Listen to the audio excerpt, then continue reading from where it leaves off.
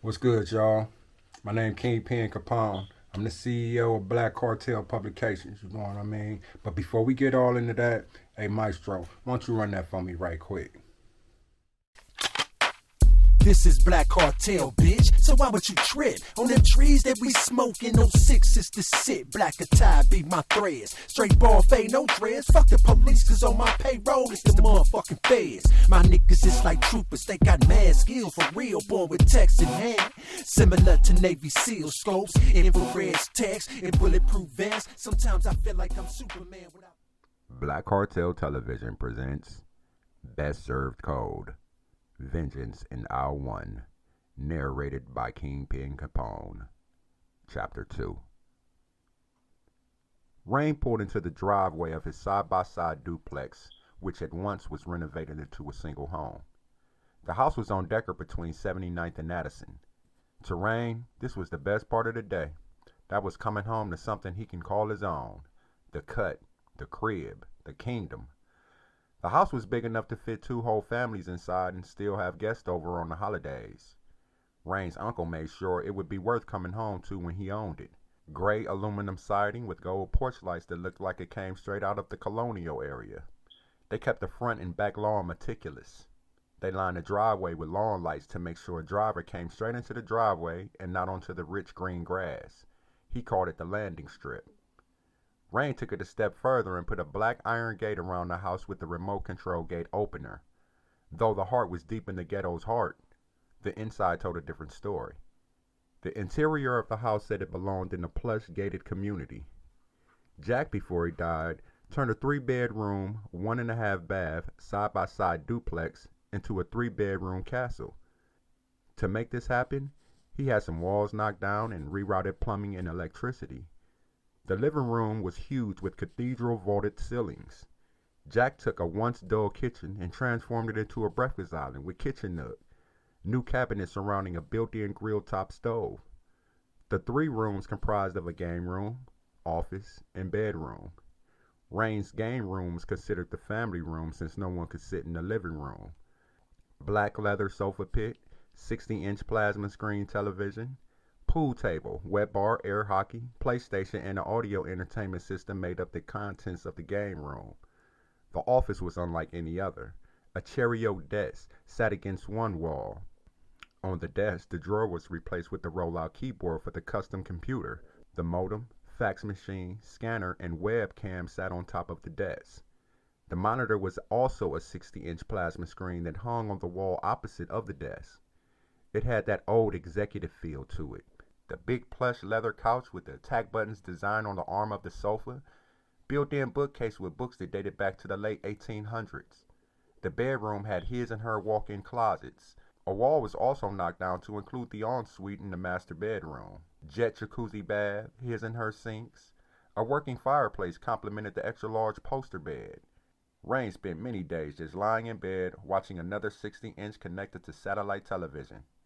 He called the living room the cocaine room. Snow white living room set with cherry oak legs sat on top of snow white plush carpet.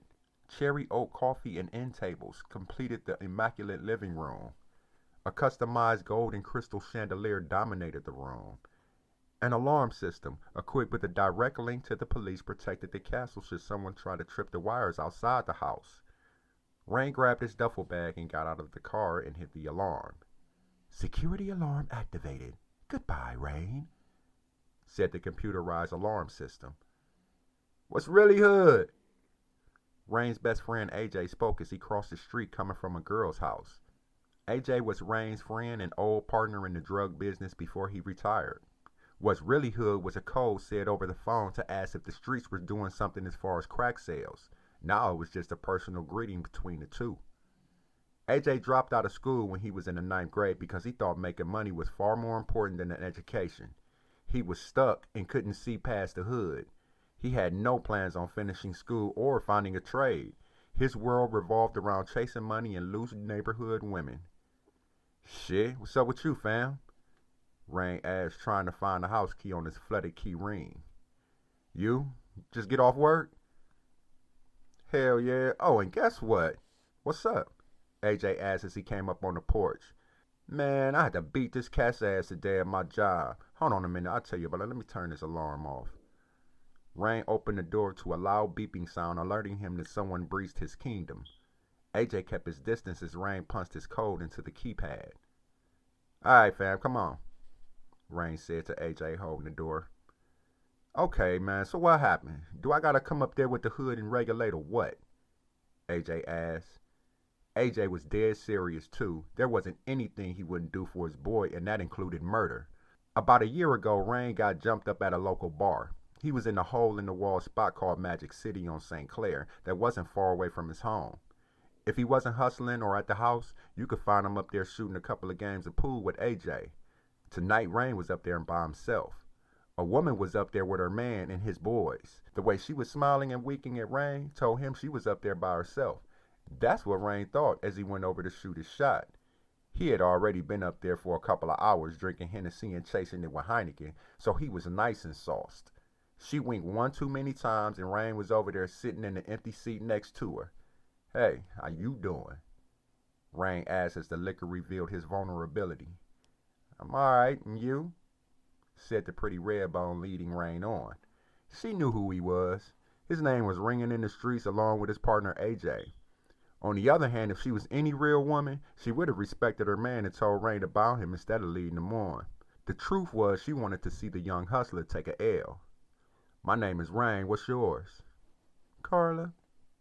Rain put out his hand to shake it and got it smacked down by her boyfriend. The fuck you think you doing? His distraught boyfriend asked. Shit, I'm trying to get some pussy if you stop cock blocking. Motherfucker, she got a man. What you need to do is take your punk ass back to where you came from. Rain got up fast when he saw his boys surround him.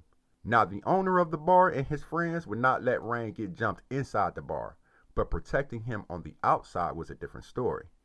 Rain stood there smiling, checking out the unbalanced situation. What you need to do is call your dogs off and get the fuck out my face, Rain slurred, yet showing no fear at the ambush. Seeing an opening while the odds were in his favor, Rain threw a punishing blow that landed right on the boyfriend's chin, the punch sending flying into one of his boys. Rain took advantage of the sneak attack and threw a two-piece combo to the nearest guy. By now, the man who took the first blow was running up on Rain with two of his friends following. They contained Rain with punches and kicks and had him balled up on the ground in a fetal position, protecting himself from the assault. The owner and three of his friends broke up the melee that erupted in his bar. While he was throwing them out, Rain was in the bathroom on the phone with AJ. The guy and his friends were outside waiting for Rain to come out. They didn't notice the masked driver creeping up the street in the stolen Chevy Corsica, M16 hanging out the window. Gunfire caught him off guard and broke the silence of a quiet yet cautious neighborhood. The aftermath of the semi-automatic fire left behind two dead men, one paralyzed and three injured in his wake. AJ and Rain were beyond tight, but after that night it made their bond unbreakable. So what happened? Asked the short but stout AJ. I ain't never tell you about this punk ass dude that work up at my job. I guess because I already knew I could handle him if he got out of line. But anyway, this dude tries me, in front of our coworkers and some brawls no less. AJ walked over to the bar and grabbed two beers. Just tell me you handled your business, Rain, he asked, handing a beer to Rain. Did I? I couldn't see myself taking the L in front of my coworkers, not to mention those girls. Yo ass was showing out in front of them hoes, huh? You know me, fam. I'm gonna handle my mans, said Rain, slapping 5 to AJ. Dude ain't had nothing coming, but I'ma keep it 100 with you. It was this chocolate thing up there trying to shoot me down. I felt the chemistry and got the Dow Jones. I'm definitely dropping her a line.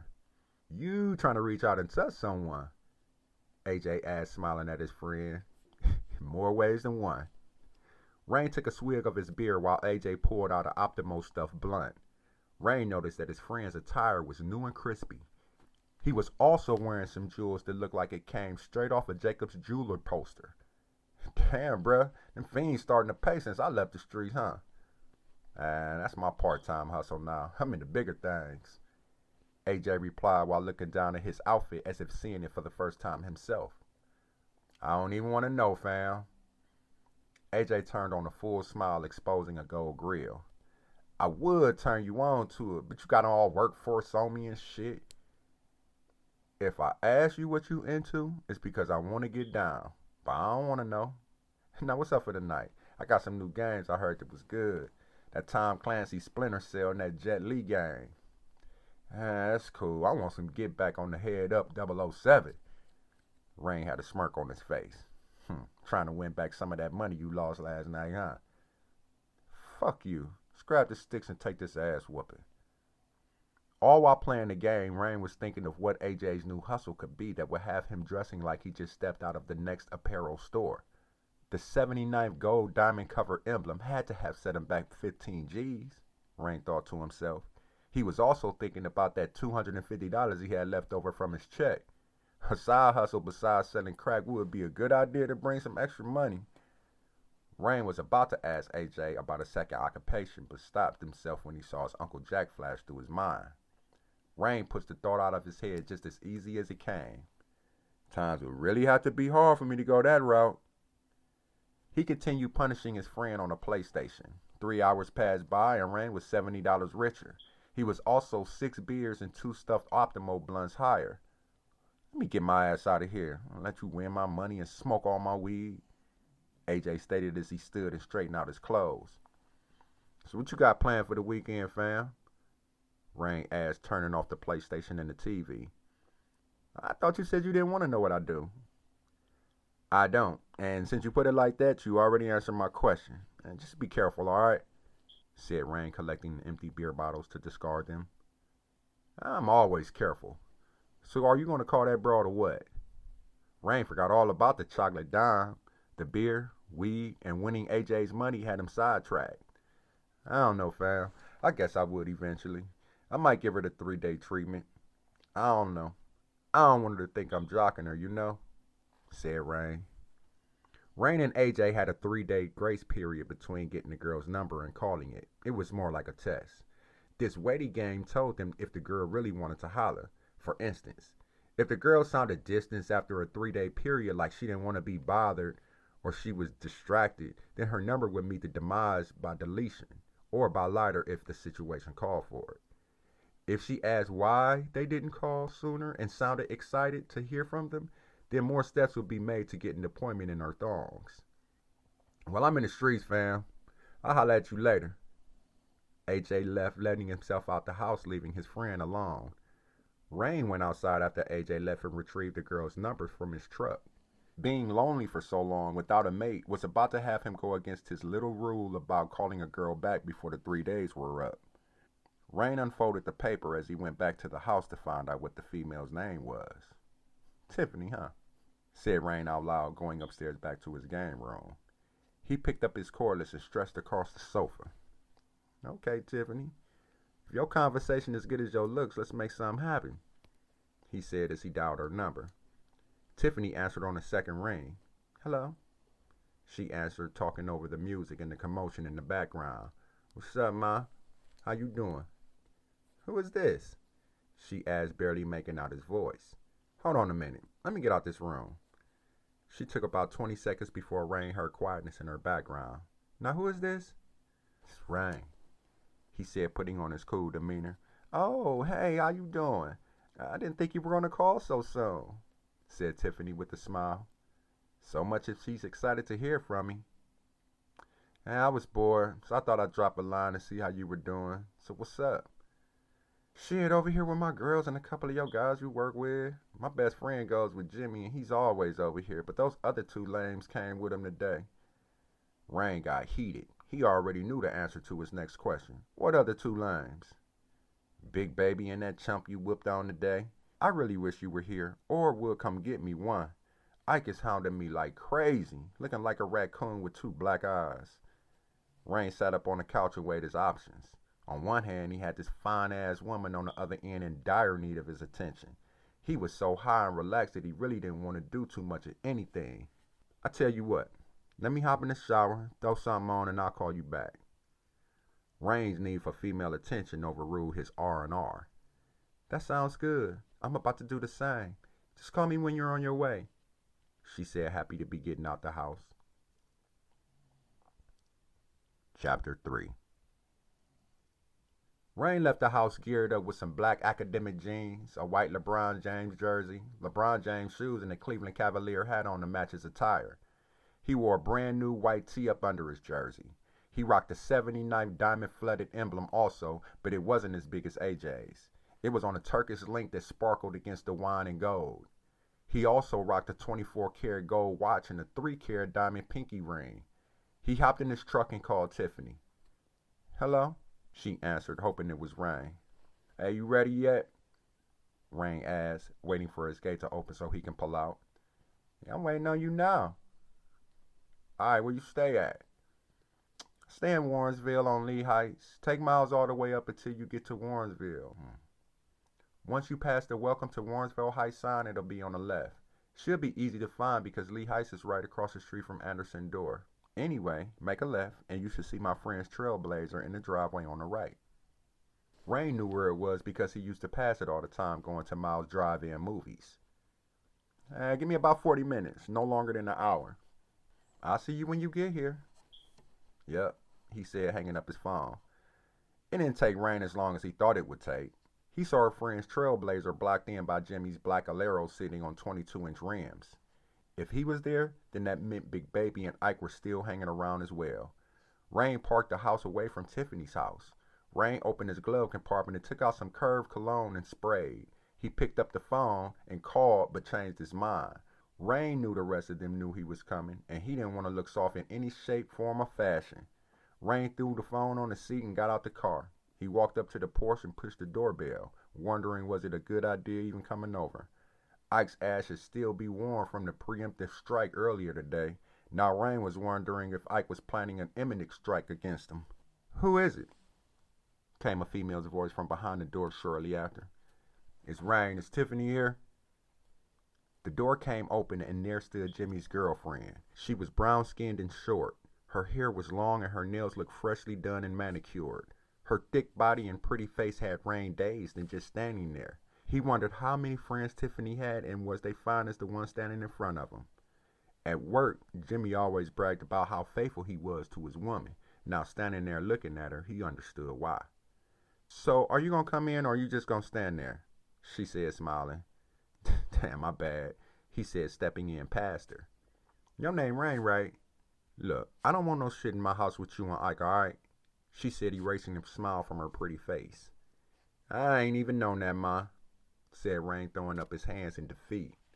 "Good, and by the way, thanks for beating his ass. That dude just think he's the shit, and he's been hounding your girl too. I'm sure she'll be glad to see you." She continued as she led the way into the living room with Rain in tow. The first person Rain saw as he came into the living room was Ike. Big Baby was hugged up with another dime piece. Jimmy looked over at Ike as his girl came over and sat in his lap. Ike's face lit up with hatred upon seeing a young man that put skillful hands on him earlier. He was about to say something, but Jimmy's woman cut him off. "Ike, I'm gonna tell you like I told Rain. I ain't gonna have no bullshit out of neither one of you. Y'all can carry that shit about my house. Better yet about this city, because as both of y'all already know, Warrensville ain't no drama." Ike idled down before he overheated. It didn't stop him from shooting daggers with his eyes at Rain, though. "Where are my manners at?" said Jimmy's girl. "My name is Jennifer, and my girl over there, that's Joy. You already know my man Jimmy here, Ike and Big Baby." "What's up?" Rain reluctantly spoke to everyone. "Tiffany, Rain down here waiting on you," Jennifer yelled. "Tell him I'm coming down in a minute," yelled a distant Tiffany. "Damn, Rain, it look like you fresh off the block, boy. You show Alcon it's the only way you getting money?" Jimmy asked with a slight chuckle. Rain found it far from funny. He thought Jimmy was being nosy. It was like he was trying to put him out there where he didn't want to be. "Nah, dawg. I work and live check to check like the rest of you." Big Baby bust out laughing, showing out in front of his female friend. "Ain't nobody living check to check but you. We on the clock. You just a temporary employee in hopes that you make it on the clock." Rain didn't like the remark Big Baby said, and his expression revealed it. Everyone had a stupid grin on their face at the embarrassing remark. Rain was about to put his ass in check when Tiffany came down the steps. He turned and saw this beautiful woman and forgot about Big Baby's now insignificant quip. "Hey, Rain," said Tiffany in a seductive but formal manner. "What's up, Ma? You ready to go yet?" he asked while looking at the clothes that hugged her well put together body. I'm ready when you are. Rain just smiled and looked at his co-workers, mainly at a bruised-faced Ike. Well, fellas, I'd be lying if I say it's been real. He turned to Tiffany. Let's be out, ma. Yeah, whatever, said Ike as they turned and walked out. They left the house and went to Rain's truck, both contenting each other's company. You and Ike don't like each other, huh? Tiffany asked as she got in the truck. Fuck Ike. That's what you call a hating-ass dude. I don't pay his ass no attention. To tell you the truth, he just wishes he was in my shoes, said Rain, starting up his truck. He'll really wish he was in your shoes tonight. Rain looked over and noticed her smiling. He just put the truck in gear and pulled away from the curb. So where you stay? She asked, getting comfortable in the luxury truck. On 79, said Rain, picking up his remote. Oh, you one of those down the way cats, huh? If that's what you want to call it, but I was raised in East Cleveland on the street called Page. Oh, you one of those fellow world mafia cats that moved down the way. That's cool. I like a little thug in my man.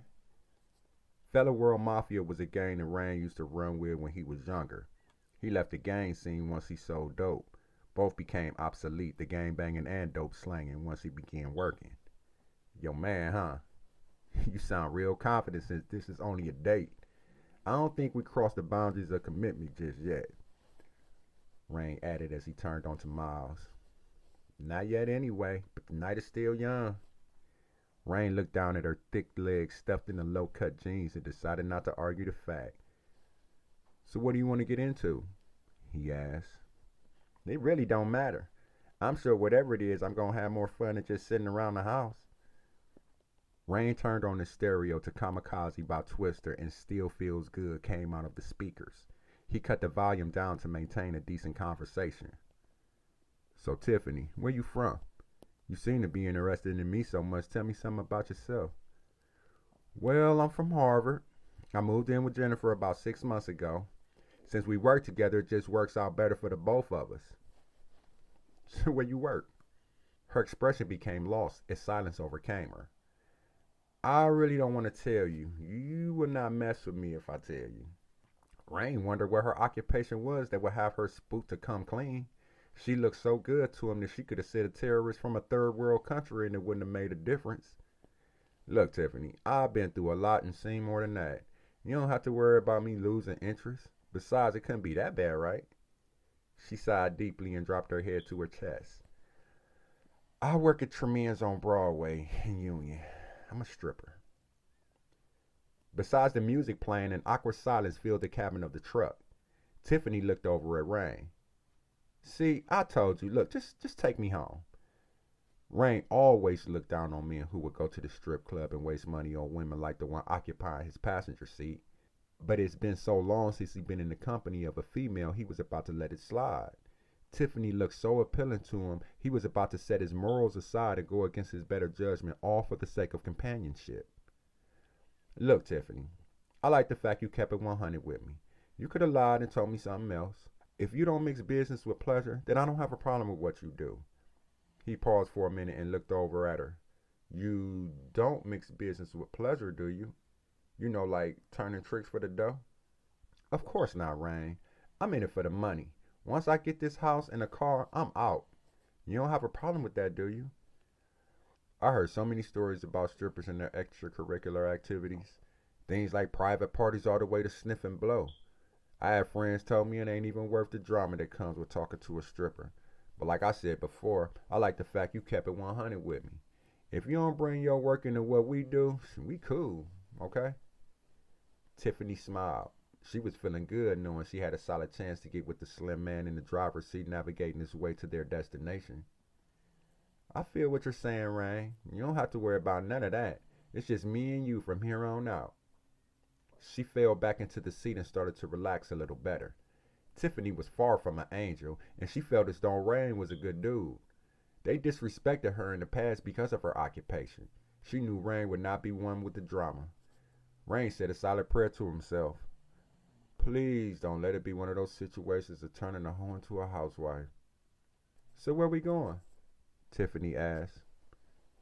Sit back, ma, I got this. Just enjoy the ride. he replied with a smile. Rain started the date off with dinner at George's Steakhouse on Detroit. Afterwards, they drove to Tower City and watched a new movie with Matt Damon playing Jason Bourne in The Bourne Supremacy. They ended it off with drinks at Club X and O's on Madison Avenue. So, Tiffany, why don't you have a man? You very attractive. It's still hard to believe you're single, Rain asked as a barmaid brought over their fourth round of drinks. Men tried to take advantage of me and show me no respect once they found out the line of work I was in. I'm hoping you're not like them, admitted an inebriated Tiffany. I've been by myself for the last couple of 8 months. I'm just looking for someone to chill with, you know. Speaking of line of work, all the women in the past were with me because I made a lot of money selling dope. As soon as I got out the game, they got out my life, which was crazy because I would have expected them to be happy since I'm trying to turn my life around, you know. Some women, or should I say some people, don't know when they have a good thing. Instead of trying to cherish it, they abuse it, she said, then took a sip from her drink. So what are your plans with me? Are you going to cherish me or abuse me?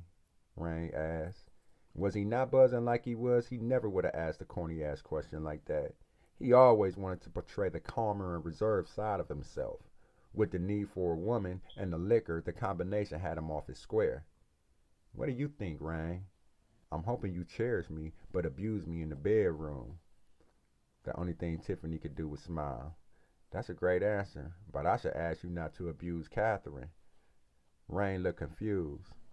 Who the hell is Catherine? Tiffany put her hand under the table and stroked her pussy through the outside of her jeans. She licked her lips at Rain. Catherine is my kitty cat, and she doesn't like to be abused and punished. She just likes long, deep, meaningful strokes in her, said Tiffany in a slow, sensual voice. Rain felt as Johnson come to attention. Check, please.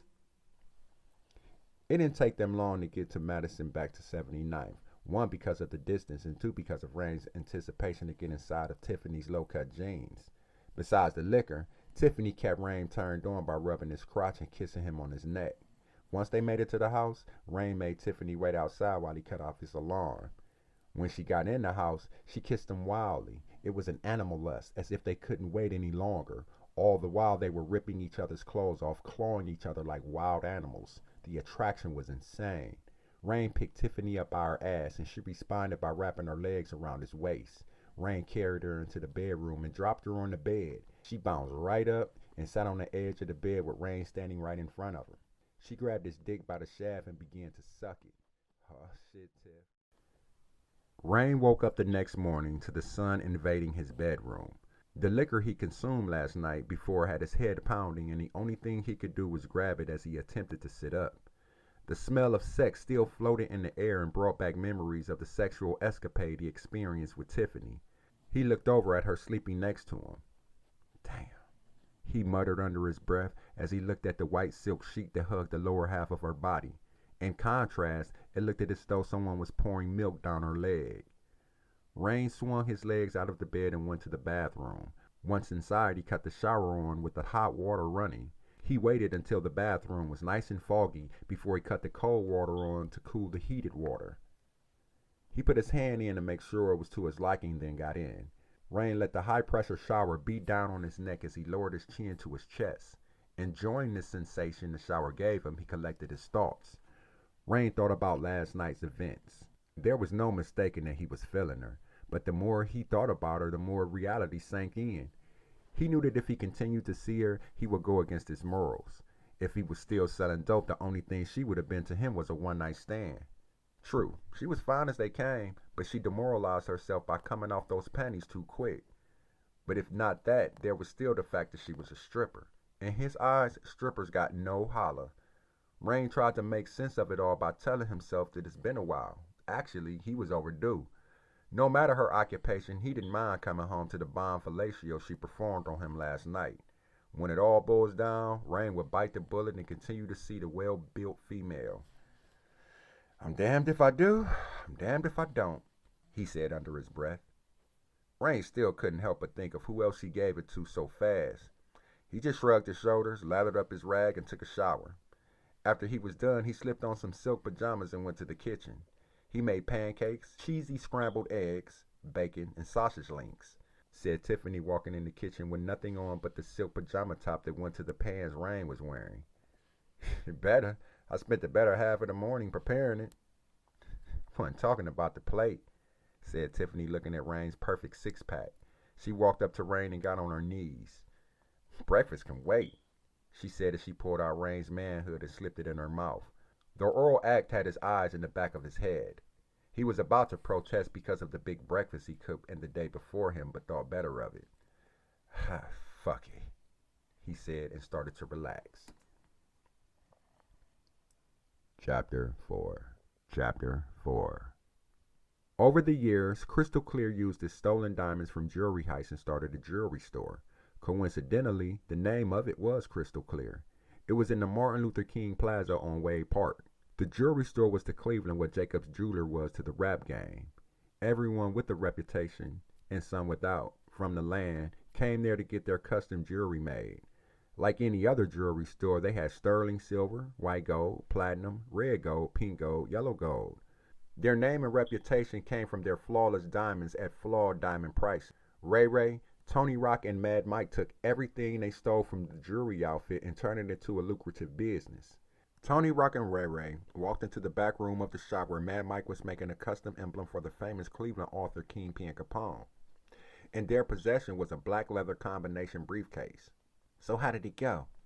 asked Mad Mike, looking up as he came into the room. "That motherfucker ain't even see us coming. That shit went smoother than we expected," Tony Rock stated, sitting the briefcase on the table in front of Mad Mike. "Yeah, we ain't even had to pull our straps out this time. I guess he knew what it was. The old bastard didn't even put up a fight," Ray Ray added. Mad Mike had a friend by the name of Freddie the Fence. Freddie was the best in his line of work when you wanted to buy and sell diamonds on the black market. Freddie told Mad Mike about an Amish jeweler dealer in the old arcade by the name of Augusta. Augusta had been around for years, but his business started to take off because of the bling bling trend that spread across the United States. How Mad Mike saw it, Augusta was stepping on his toes. Even though Augusta's shop was downtown, he felt as though he was taken away from Crystal Clear's business. In what way to erase the competition? Have Augusta robbed until he bowed out. Tony Rock and Ray Ray already hit him twice for a substantial amount of diamonds. If Freddie the Fence information was accurate, this hit would be the mother lode. It just so happened that Augusta was stocking up from prior losses. Ray Ray pressed the two buttons on the briefcase and the latches flew open. "Hot damn," said Ray Ray, looking at the thick layer of shiny rocks in the briefcase. "It looks as though Freddie's information was accurate," said Mad Mike as he picked up a handful of stones and dropped them through his fingers. "Now that's what you call below zero right there," said Tony Rock. "You got that shit right," Ray Ray added. Mad Mike dropped the rest of the stones in the briefcase, then closed it. "Freddie'll be through here later to take some of these off our hands. Once we pay him, then you can get your cut." Mad Mike picked the briefcase up off the table and walked over to the safe. "So what's new on Decker?" he asked while dialing the combination. Ray Ray fixed himself a drink over at the rollaway bar while Tony Rock took a seat at the table. "Jack has his nephew staying there now," Tony Rock informed, kicking his feet up on the table. Mad Mike opened the safe and put the briefcase on one of the shelves. "I see the young man is blinged up. He's also rolling a nice truck. You think he has anything to do with our shit?" he asked as he closed the safe. "I doubt that," said Ray Ray, twirling his finger in a glass trying to melt the ice in his hard liquor. "Oh yeah, and why would you say that?" asked Mad Mike, taking his seat back at the table. "Shit, everybody know Ray. He had the neighborhood on lock. Well, he and his friend AJ, they were moving crack, ecstasy, weed, and heroin. When Jack died, he left the house to his only living relative, Raymond Douglas. He got the nickname Rain through Jack. Man, that boy has an uncontrollable temper and some hands on him that could pass for Ray Robinson's hand speed and Mike Tyson's power. The boy hit so hard to be sitting yet. Damn, Ray. Say some room in the jockstrap for his balls, why don't you?" Mad Mike retorted. "Jeez." Tony Rock looked at Ray Ray and started laughing. "Anyway, boss," Tony Rock cut in while removing his feet from the table. "We make it our business to go to the house 3 times a week, but to tell you the truth, this guy's clean. He's an ex-dope boy that turned his life around. He works on the west side of the foundry called Alcon. That's off of 80th in Detroit. Look, boss, I wanted to ask you something. Do you think that after 24 years that shit will still be in the house? People moved in and out that house. Not to mention the fact the inside of that house been remodeled more times than I can count. Keep in mind how long it's been since we off Charlie Fingers. You ever think his broad had someone else hit your safe? Mad Mike went back to work on the emblem belonging to the Cleveland author. Think about it sometimes. I don't know, man. Maybe she did. But the shit just don't add up if that was the case. Listen, the girl had some bomb-ass pussy, right? I made sure I kept a tight leash on them panties. Charlie Fingers was the only one out of us, besides me, that was qualified to hit that safe. Then it was the thing with my spare key I gave her. First, that was a mistake. But someone hit my safe with no forced entry. Charlie Fingers was the only one that could have pulled it off. Listen, guys, that's a hell of a lot of money. I don't want to think he died and took that shit with him. I have a gut feeling that our stash is somewhere in that house or outside. Definitely on that property. I tell you what, we give it a year, all right? If nothing turns up, then we leave it alone totally. But trust me when I say that our shit is in there. Man, Mike went back to work on the emblem. You're the boss, said Tony Rock as he stood up. We'll keep an eye on the house. Man, something ain't right about that house, Ray Ray stated as he fixed himself another drink. What it is that you hitting that bottle too hard. You're hallucinating, said Tony Rock. It was as if Tony didn't want him to tell Mike about his paranormal theory. Mad Mike looked up from his work. What do you mean something ain't right? Ray Ray downed his shot of liquor and put the glass down. Every time we go over there, no matter what the weather is, there's this black cloud above that house or above our car. Tony Rock cut in, making the motion behind Ray Ray's head with his hand like he's been drinking too much. Don't mind him, boss. Ray Ray hasn't been himself lately. If that's the case, Ray, how come I never seen this black cloud you speak of? I can't answer that, man. But just because you didn't see it doesn't mean it wasn't there, said Ray Ray, pleading his case. Tony Rock walked up to his friend and patted him on his shoulder. Come on, buddy. We got work to do. Tony Rock and Ray Ray walked out the back room, leaving Mad Mike alone by himself. He couldn't help but to think about the statement Ray Ray made. Even though he never admitted it himself, he knew that it was true what he was saying. Back in 1980, after they killed Charlie Fingers, they buried him in the basement of that house. He always heard that if a body wasn't properly buried, the soul never rests. Maybe that was the case with Charlie Fingers. Though Tony Rock and Ray Ray never heard the rumors, he knew that something wasn't right about the house on Decker. Not all past residents complained about this, but some of them said that there was a restless entity roaming around. That's bullshit, Mad Mike said under his breath. As much as he didn't want to admit it, it was just something about it he knew to be true. How was it that all these people that never seen each other all said the same thing? It don't matter though, said Mad Mike under his breath. We have one more year. Either we come up or we come up with nothing. Whatever the case is, in 12 months it's over. B is for ball is black. Basically, we handle our business. L for limo tent, so let Eve Cleve be my witness. A for arithmetic, whereas it keeps the eyes gazing. Total my addition, multiplication, subtraction, and equations. C is for Capone, cause without me, there's no home. Foundation, a place for the black cartel camp to roam. K is for killers clapping dome, while I'm sipping cognac.